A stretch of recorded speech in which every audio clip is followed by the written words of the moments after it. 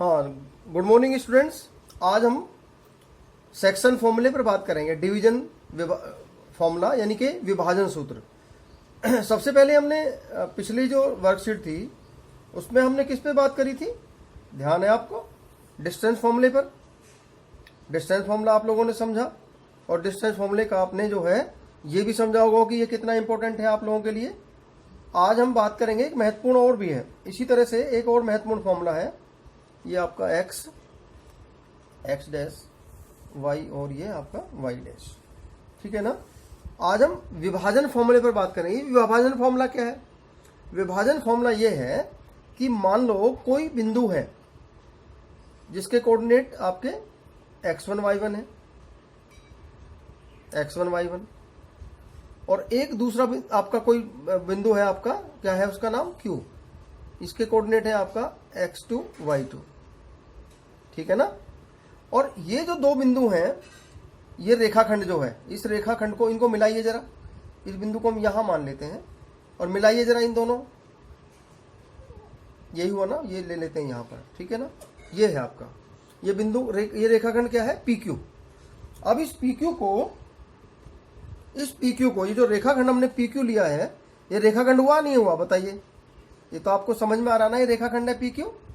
ध्यान रखिएगा, कोई भी जब हम कोऑर्डिनेट ज्योमेट्री में बात करते हैं तो बिना कोऑर्डिनेट के नहीं कर सकते हम, यहां पर कोऑर्डिनेट होंगे इनके। अब इस बिंदु और Q बिंदु में कोई एक ऐसा पॉइंट है, जनरली हम ज्योमेट्रिकली बात करें तो इसका मतलब क्या है, यदि हम इसको मिला दें ऐसे, चलिए अभी हम बात करेंगे। ये जो PQ है, ऐसे मान लीजिएगा, इसके लिए एक बार के लिए मान लीजिएगा, ये एक रेखा आपका बिंदु है A और ये एक आपका बिंदु B है। इसके कोऑर्डिनेट क्या है, x1 y1, और इसके जो कोऑर्डिनेट है वो आपके हो गए x2 y2, ठीक है ना। और एक बिंदु है कोई जिसको हम P कह सकते हैं, ये इस रेखाखंड के दो टुकड़े करता है। आप इसको इस तरह से समझिए कि मान लो जैसे ये पेन है, ठीक है ना। जब जैसे ये पेन है, इस पेन को मैं, ये हमने ऐसे रख लिया, ठीक है ना, ये हमने ऐसे रख लिया, ये ठीक है ना। अब ये पेन जो है इस रेखाखंड की तरह से है, एक बिंदु ऐसा है जो इसको यहां से काटता है, यहां से विभाजित कर, इसके दो टुकड़े कर रहा है, ठीक है ना। ये कम ज्यादा नहीं देखना, ये देखना है कि इसके दो पार्ट किए जा रहे हैं कहीं से, यानी इसको कोई बिंदु आकर ब्रेक कर रहा है, ठीक है ना, ठीक है। ऐसे जैसे ये यहां से ब्रेक हो गया और ये आपका ये वाला एक हिस्सा ये हो गया और एक हिस्सा ये हो गया। अब ये बिंदु P है इसी तरह से, ठीक है ना, ठीक है। तो अब इस बिंदु के कारण इसके दो हिस्से हुए नहीं, इसका विभाजन हुआ है नहीं हुआ, तो स्वाभाविक है इस बिंदु के निर्देशांक भी होंगे। मान लो इसके बिंदु के निर्देशांक जो है वो XY है। तो ये कितने भाग में बटा, दो भागों में बढ़ गया, ये 3 में भी हो सकता है, 4 में भी हो सकता है, 5 भागों में भी हो सकता है, बिल्कुल घबराने की बात नहीं है।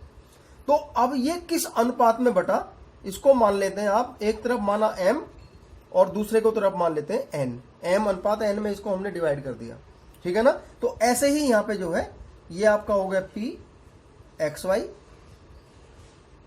और ये आपका हो गया, ये आपका हो गया N और ये आपका हो गया M, N अनुपात M, यानी M अनुपात N में इसका विभाजन हो गया। तो आपको जो है इस बिंदु के निर्देशांक ज्ञात करने हैं। समझ आ गया आपको? किसके निर्देशांक ज्ञात करने हैं? इस P बिंदु की, यानी जो XY की जो वैल्यू है ना, आपको ये निकालनी है। समझ आया या नहीं आया? आपको किसकी वैल्यू निकालनी है? XY की। जो XY आए हैं, यही आपका सेक्शन फॉर्मूला है, इसी को हम सेक्शन फॉर्मूला कहते हैं कि इस बिंदु के जो P के जो निर्देशांक हैं वो ज्ञात करिए। जनरली हम इसको ज्ञात करते हैं, जरा देखिए, आपको आपने डिस्टेंस फॉर्मूले में पढ़ा है ना, जब ये जो P बिंदु के निर्देशांक है x1 y1, तो इसका मतलब क्या है, x की जो वैल्यू वो तो यहां तक आ गई, इसका मतलब ये तो होगी x1, ये कितना हो गया, ये तो हो गया x1, मालूम है ना आपको। और जितनी y है ये तो x1 हो गया, और ये कितनी है, ये यहां पे कट कर रहा है, इसको यदि अब मैं मिला दूं ऐसे, तो ये कितना होगा, ये आ गया y1 आ गया, क्योंकि y1 का मतलब क्या, y1 है ना, ये y1, तो जितना ये है उतना ये होगा y1। हुआ या नहीं हुआ? ये x1 है तो ये भी x1 होगा। आ रहा है ना समझ में? नहीं आ रहा समझ में? ये आपका x1 हो गया, ठीक है। अब आगे बढ़ते हैं, ऐसे ही इसको देखते हैं, इसको भी यदि ध्यान से देखें तो क्या होगा, इसको देखेंगे ध्यान से, क्या होगा, ये कितना है, पूरा का पूरा यहां से यहां तक, ये पूरा का पूरा कितना है, x2, आपने पढ़ा ये x2 है नहीं x2। ऐसे ही ये y2 है, तो ये सारा का सारा कितना होगा, ये y2 हो गया। पढ़ा है ना आपने, डिस्टेंस फॉर्मूले में आपने अच्छे से पढ़ा इसको। अब यहां पर ये जो p है, इसके कोऑर्डिनेट है जो आपके वो xy है। इसका मतलब क्या है, ये यहां से यहां तक की जो डिस्टेंस है वो कितनी होगी, ये कितनी होगी, ये y आपकी आ गई। और यहां से यहां तक अब ये पूरी की पूरी जो डिस्टेंस है, ये पूरी की पूरी ये कितनी होगी, ये x होगी नहीं होगी x? नहीं आया समझ में? अब ये तो पूरी की पूरी x है और ये x1 है, तो ये हिस्सा यदि मैं इसको पैरेलल इसको ज्वाइन कर दूं तो ये कितना बचेगा, ध्यान से देखो। ये सारा कितना है x, और इसमें से x1 घटा दो, इतना इसको घटा दो, तो ये कितना हो जाएगा, x माइनस x1। होगा या नहीं होगा बताइए ध्यान से, क्लियर हुआ नहीं? और ऐसे ही इसको देखो ध्यान से, ये पूरा का पूरा तो y है और इसमें से y1 घटा दिया, तो ये कितना बच गया, y माइनस y1। आया समझ में नहीं आया? अब इसको देखिए, इसका कोई नाम रख देते हैं, या आपको नाम रख सकते हैं, ए रख सकते हैं। ऐसे ही इसको पैरेलल ज्वाइन करिए, इसके भी आप बी रख सकते हैं नाम ऐसे ही। अब ये कितना है पूरा का पूरा, y2 है ना, y2, और y2 में से ये कितना घटा दें, कि भाई आपको पता है ये y है, तो इतनी डिस्टेंस जो है वो आपकी y घट जाएगी, तो ये कितना आ जाएगा, y2 माइनस y। और ऐसे ही ये पूरा का पूरा कितना है, x2, यहाँ से यहाँ तक आपने पढ़ा है x2 है, ये x2 में से ये x घटा दिया, तो ये कितना हो जाएगा, x2 माइनस x। नहीं आया समझ? और आपको पता है ये अनुपात कितना m और ये अनुपात कितना है n। अब इन दोनों त्रिभुजों को देखो ध्यान से, ये दोनों राइट एंगल ट्रायंगल है या नहीं है ना?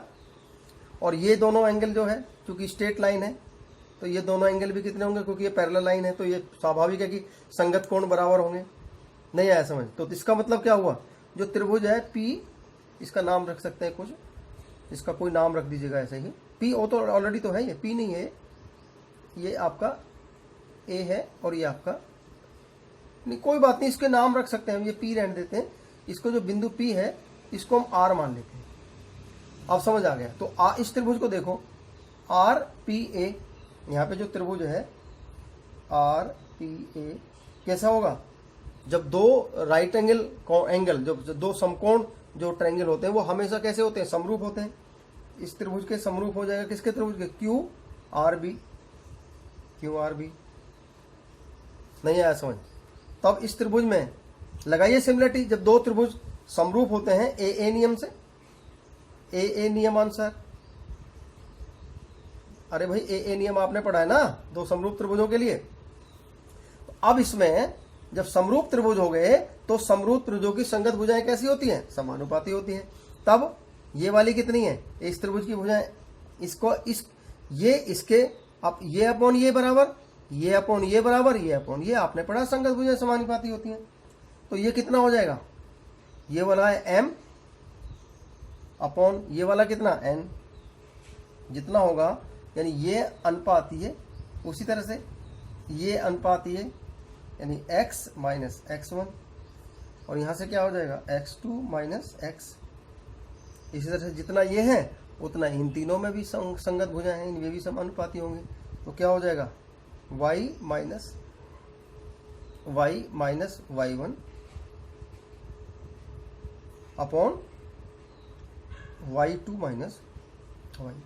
ये फॉर्मूला हो गया संगत भुजाओं वाला, ठीक है ना? ठीक है। अब इन दोनों को चूंकि आप सब बराबर है ना, तो इसको इसके बराबर कर दो एक बार, और इसको एक बार इसके बराबर कर दो, तो क्या हो जाएगा m अपॉन n बराबर हो जाएगा x माइनस x1 अपॉन, ध्यान से समझने की कोशिश करें इसको, x2 माइनस x। इसी तरह से यहाँ पे जो है, यहाँ पे क्या होगा m अपॉन n बराबर y minus y1 upon y2 minus y। Cross multiply करके देखिए, हमारा उद्देश्य क्या है, इन x की वैल्यू निकालना। हमारा उद्देश्य है इन x की वैल्यू, x और y की वैल्यू। अब यहाँ से देखो, क्रॉस मल्टीप्लाई करो, ये इसके साथ गुणा हो जाएगा, ये इसके साथ गुणा हो जाएगा, तो m into x2 minus x बराबर n, क्रॉस मल्टीप्लाई किया हमने, ठीक है, n into x minus x1, multiply करो mx2 माइनस एम एक्स बराबर n x minus n x one. अब एन एक्स एक्स के इकट्ठे करो ये वाले, तो इसको इधर ले आओ एक्स, ठीक है ना, ठीक है। और इसको क्योंकि हमारा उद्देश्य क्या है, एक्स की वैल्यू निकालना, तो ये हो जाएगा एम एक्स टू, ये माइनस है इधर जाएगा plus n x one equal to ये आ गया एन एक्स, और ये हो गया इधर जाके एम एक्स, यानी कि n x plus m x. X common लीजिए, जब एक्स कॉमन लेंगे तो एम प्लस एन हो जाएगा, ये एन प्लस एम या एम प्लस एन, इससे कोई फर्क नहीं पड़ता। ये हो जाएगा m x two plus n x one. इसको उल्टा लिख दिया एन एक्स वन, क्योंकि एम नहीं, ठीक है कोई बात नहीं। तो हमारा उद्देश्य क्या, एक्स की वैल्यू निकालना है ना, तो एक्स बराबर क्या हो जाएगा m x two plus n x one upon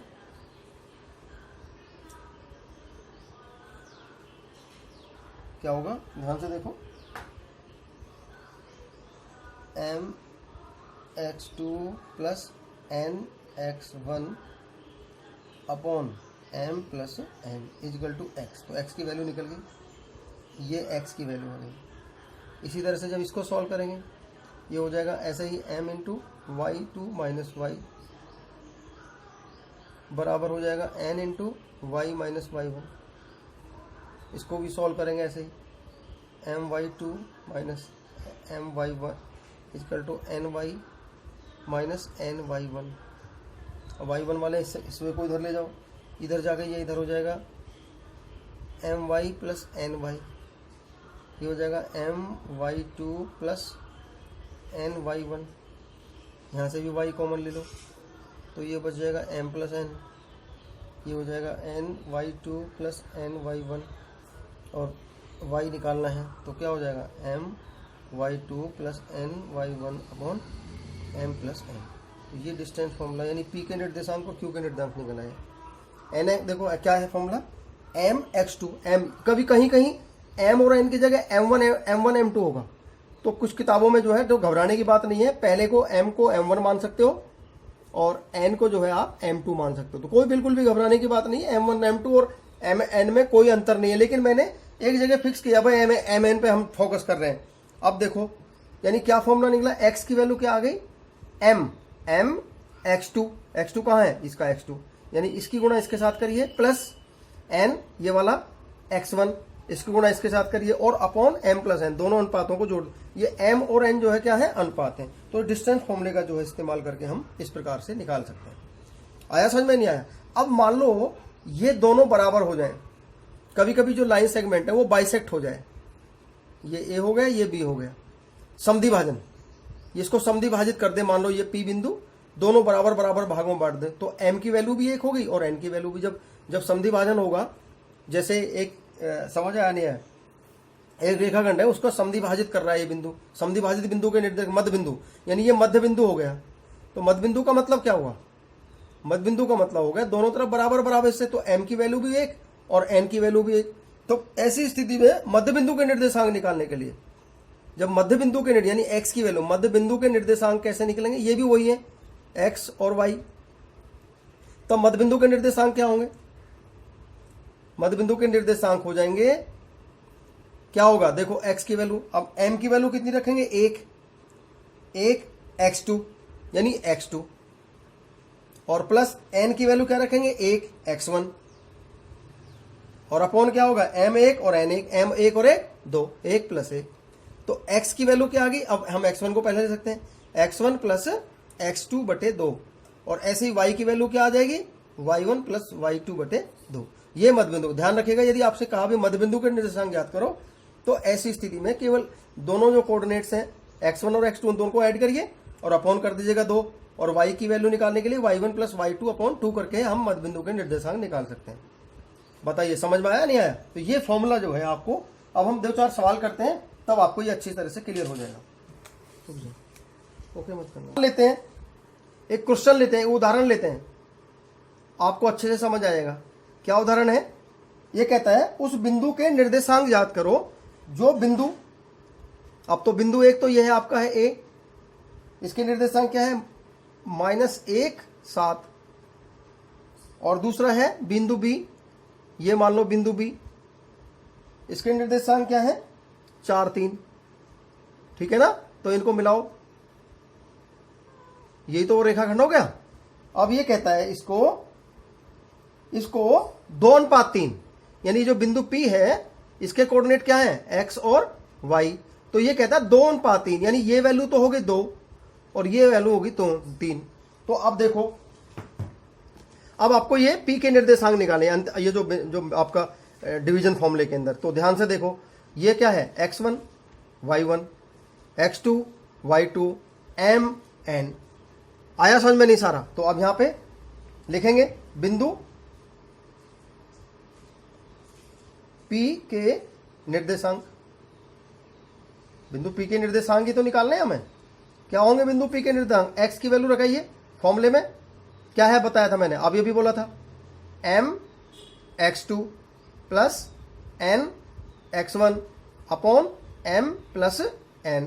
ये तो हो गया n, कॉमा लगा के यहाँ y बराबर क्या होगा m, यानी m के साथ, m का मतलब ये इंटू m के साथ में y का कोऑर्डिनेट, यानी सेकंड कोऑर्डिनेट के मल्टीप्लिकेशन m y2, और n के साथ फर्स्ट के n y1, और अपॉन दोनों को नीचे ऐड करना है। आया समझ में नहीं आया? रखिए दोनों की वैल्यू, अभी आपके सामने आ जाएगी।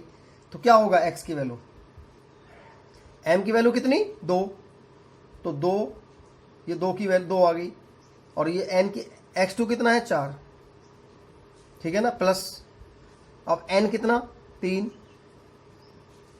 और n1 कितना x1 1 माइनस 1, और नीचे क्या आ जाएगा m प्लस n क्या होगा 2 प्लस 3, y की वैल्यू कॉमा लगा के इसमें, और y की वैल्यू y बराबर क्या होगा m2, ये ब्रैकेट में रख लीजिएगा सारी वैल्यू, फॉर मल्टीप्लाई करने में इजी रहेगा, 2 m y2 आपकी होगी 3 प्लस n 3 इंटू n कितना 7 अपॉन 2 प्लस 3। तो x की वैल्यू क्या आ गई 4 दूनी 8, और ये आ गया प्लस माइनस 2 एकम 3 एकम 3 और 5, ये आपका आ गया। और y बराबर क्या आ गया 3 दूनी 6 और प्लस 7 तिये 21 और बटे 5, 7 21 होता है ना। देखो ध्यान से, फिर ध्यान से देख लो, कोई दिक्कत नहीं है। m y2 3 plus n y1 21 upon m plus n, ठीक है ना, ठीक है। तो ये आपका आ गया 5, तो यहाँ पे क्या आ गया x की वैल्यू 5 बटे 5 1, और y की वैल्यू क्या आई 21 और 6 27 बटे 5। तो बिंदु P के निर्देशांक क्या आ गए, P के निर्देशांक आ गए, P के निर्देशांक क्या हो गए 1 और 27/5। ये आपका आंसर आ गया। बोलो समझ आया या नहीं आया? आपको क्लियर होगा ना सेक्शन फॉर्मूला? सेक्शन फॉर्मूला अब इसमें एक चीज और देखे, कई बार आपको डाउट लगेगा। जैसे मान लो आपसे कहा भी एक रेखाखंड है, इसके बिंदु के निर्देशांक दिए होंगे पहले से, और इसको ट्राइसेक्ट कर दिया। ट्राइसेक्ट का मतलब 3 बराबर भाग। मान लो ये बिंदु आपका P है, इसके निर्देशांक x y, और ये बिंदु आपका मान लो Q है, इसके निर्देशांक भी x y, यानी अलग अलग।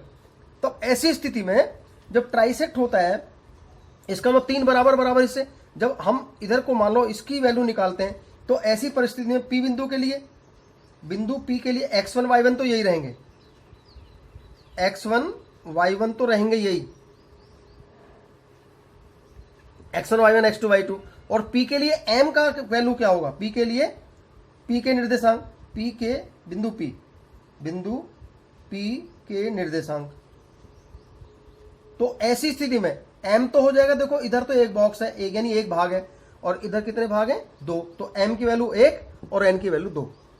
आया समझ में? अब इसी तरह से तो P के निर्देशांक निकाल लेंगे, इसी तरह से बिंदु Q के लिए जब Q के निर्देशांक निकालेंगे तो m की, अब हम Q इसको मिटाइए, ये काम खत्म हो गया। m x1 y1 x2 y2 तो ये रहेगा। तो यहाँ पे अब हम Q के लिए, तो इधर हो गए 2 बिंदु, तो ये तो हो गया 2 और ये हो गया 1, तो m और n की वैल्यू बदल जाएगी। समझ आ गया? तो P के निर्देशांक लिख दीजिएगा। फिर यहाँ मान लो P के निर्देशांक सपोज करो 2 3 आए, तो यहाँ पे 2 3 लिख दो। समझ आ गया? और मान लो क्यू के निर्देशांक आए कि -1 2 आया, मान लीजिएगा -2 1 आया, तो यहाँ पे -1 2 1 लिख दीजिएगा। आया समझ में नहीं आया? तो इस तरह से हम सेक्शन फॉर्मूले का इस्तेमाल जो है करके सवालों को हल कर। एक सवाल और लेंगे तो बच्चों एक उदाहरण हम और लेते हैं, अब आपको समझ आ जाएगा, बिल्कुल भी घबराने की बात नहीं है। उदाहरण एक सवाल और लेते हैं। ये कहता है वह अनुपात ज्ञात करो। एक बिंदु दे, एक आपका लाइन सेगमेंट दिया है, ये आपका ए हो गया, इसके निर्देशांक दिए हैं 3 10 और दूसरे निर्देशांक है 6 8। ये आपका बी बिंदु है, इसके निर्देशांक है 6 8, और एक बिंदु जो पी है वो इसको जो है -1 6 पर डिवाइड करता है, -1 और 6 पर काटता है। तो आपको क्या करना है, एम और एन की वैल्यू निकालनी है। ये आपको एम और एन की वैल्यू निकालनी है। आया समझ में या नहीं आया? यानी आपको एक बिंदु रेखाखंड है जिसका नाम है ए बी, उसके कोऑर्डिनेट दिए हैं x1 y1 x2 y2, और जो बिंदु विभाजित कर रहा है यानी एक्स वाई की वैल्यू दे रखी है आपके, तब आपको अनुपात ज्ञात करना है।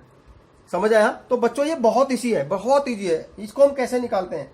जब हम इसको हल करेंगे तो सबसे पहले आपको m अनुपात n निकालना है। n अनुपात n निकालना है, यानी m और n की वैल्यू आपको फाइंड करनी है। तो देखो इसको कैसे करेंगे, आपको m अनुपात n निकालना है, ठीक है ना? ठीक है, तो इसको क्या करेंगे हम, कैसे हल करेंगे, ये हमारा क्वेश्चन मार्क है। तो सबसे पहले आप इसको देखिए, m बराबर n मानिए इसको एक मिनट के लिए, इसको n से डिवाइड कर दो तो ये तो 1 आ जाएगा। तो m अनुपात n बराबर हमेशा 1 रहेगा। नहीं आया समझ? m अनुपात n हमेशा 1 रहेगा। तो अब क्या करना है, सिर्फ माना क्या मानने, m बटे n को आप k मान लीजिएगा। तो ऐसी स्थिति में ये तो आपका m बटे n को आप k मानिए और इसको आप मानिए 1। नहीं आया समझ? तो माना बिंदु ये है, जो है ये जो बिंदु है P k अनुपात 1 में विभाजित कर रहा है। माना n अनुपात n बराबर a, तब बिंदु P ए बी को k अनुपात 1 में विभाजित करेगा। बस आपको इसकी वैल्यू निकालनी है, विभाजित करेगा। कैसे करना है इसको ध्यान से देखो, विभाजन कैसे, बहुत ईजी। m और n की वैल्यू निकालने की आवश्यकता नहीं, सिर्फ k की वैल्यू निकालने से। तब आप x की वैल्यू निकालिए। तब x बराबर क्या होता है, अभी आपने पढ़ा है, क्या पढ़ा आपने, k अनुपात 1 में, यानी m की वैल्यू k मानिए, यानी इसको आप k मानिए और इसको आप 1 मानिए, बस k अनुपात 1 में निकाल दीजिएगा इसको। तब m x2 प्लस क्या हो रहा है, n x1 upon m plus n, पढ़ा है ना आपने। अब इसमें m और n की वैल्यू जो है k और 1 रखिएगा, तो x की वैल्यू क्या, बस 1 से निकल आएगा। m की वैल्यू कितनी, k इंटू k क्या, बिंदु उसी रखिए, इसी में रखिए इसको, इंटू x2 कितना, प्लस n कितना 1, और इंटू x1 कितना 3, और upon k plus 1, k plus 1। अब इसमें वैल्यू रखिए, x की वैल्यू रखो कितनी है, -1। कितनी है, यहां भी रख दीजिए ना, x की वैल्यू -1, बस क्रॉस मल्टीप्लाई करिए, ये इसके साथ मल्टीप्लाई हो जाएगा, -1 इंटू k प्लस 1 बराबर 6k प्लस 3, ये हो जाएगा -k 1 into k minus k, और -1 बराबर 6k प्लस 3, k को इधर ले आओ, -k माइनस 6k बराबर 3 और प्लस 1, ये ट्रांसफर होकर उधर जाएगा। तो -k 7k बराबर 4, और k बराबर क्या आ गया, 4 अपॉन -k। अतः अभी मैंने आपसे कहा था अनुपात क्या हो गया है, अतः बिंदु P 4 अनुपात -7 के अनुपात में विभाजित, यानी एक तरफ तो 4 अनुपात रहेगा, एक तरफ -7 रहेगा। आया समझ में या नहीं आया, बोलो क्लियर हुआ नहीं है? तो अनुपात को विभाजित करने वाला बहुत इजी होता है। बस इस तरह से आप सारी एक्सरसाइज को, एक सवाल और करूंगा लास्ट में, मध्य बिंदु के, कई बार मध्य बिंदु के निर्देशांक पूछ ले जाते हैं। जैसे इसमें देखो एक आपको सवाल दे रखा है, एक सवाल और करेंगे, इसी में हो जाएगा। वो आपको दे रखा है बिंदु P है 4 -5 4 5, और Q है -4 7, राइट।